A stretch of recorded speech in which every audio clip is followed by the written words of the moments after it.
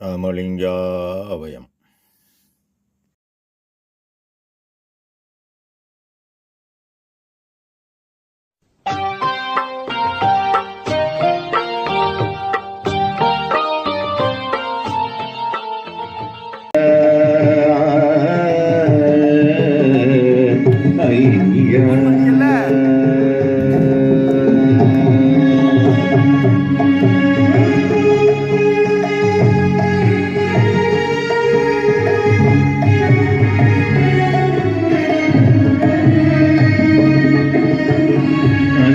பாலிக்கும் தில்லை பொன்னம் பழத்திலாடும் மன்னம் பாலிக்கும் தில்லை பொன்னம் பழத்திலாடும் அரசி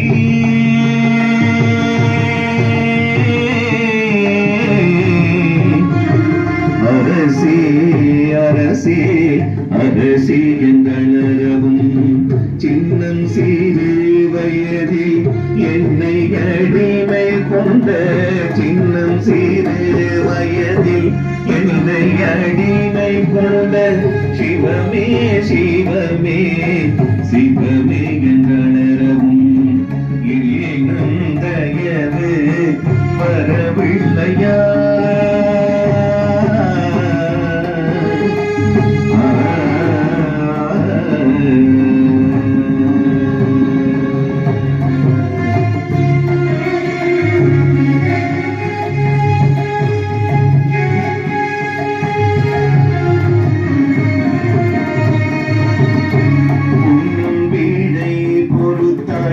இன்னும் போராது விட்டாய் முன்னம் வீடை பொறுத்தாய் இன்னும் போராது விட்டாய் முறையோ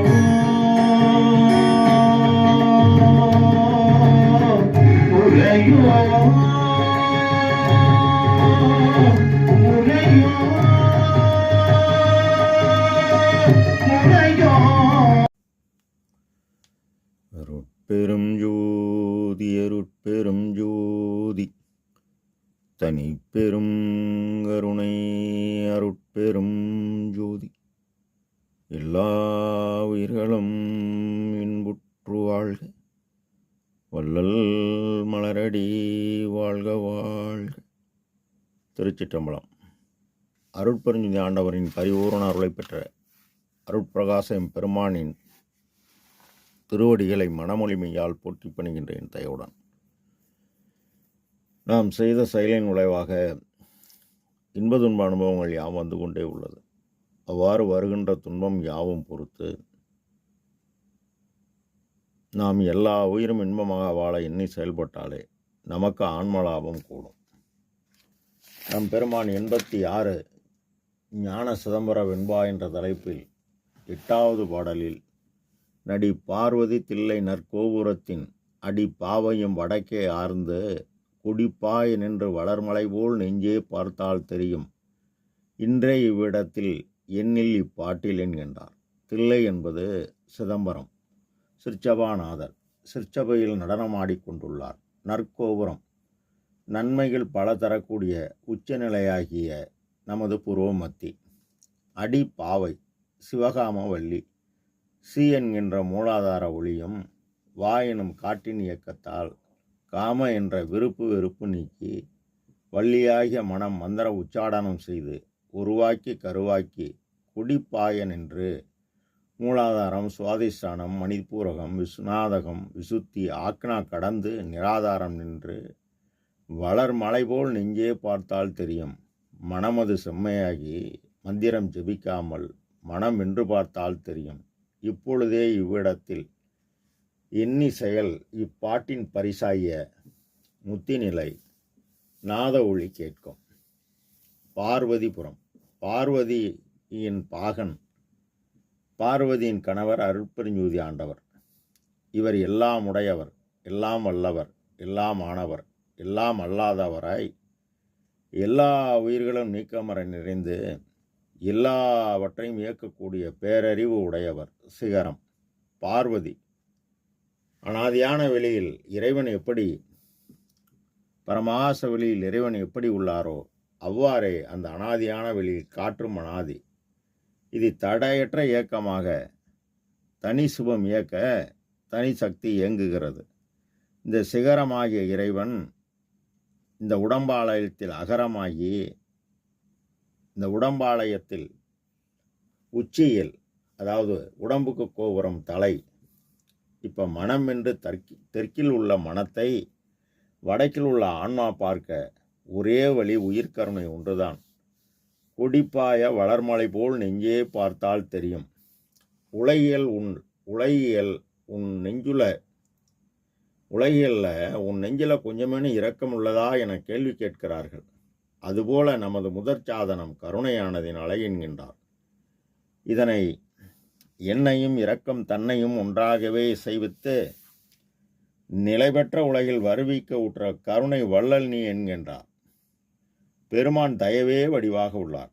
அப்படி உள்ளவர் எல்லாமல்ல இயற்கை உண்மை கடவுளை அறங்காதல் செய்தேனை ஆண்டு கொண்டு அருட்பெருஞ்சோதியாய் ஆடும் அழகர் எனவும் ஈரமும் அன்றும் கொண்டு இன்னருள் பெற்றேன் எனவும் என்போல் இரக்கம் விட்டு பிடித்தவர் இல்லையே, எனக்கு இசைந்தது போல் பிறருக்கு இசைந்தது இல்லையே என்று திருவருட்பாவில் நம் பெருமான் பதிவு செய்கிறார்.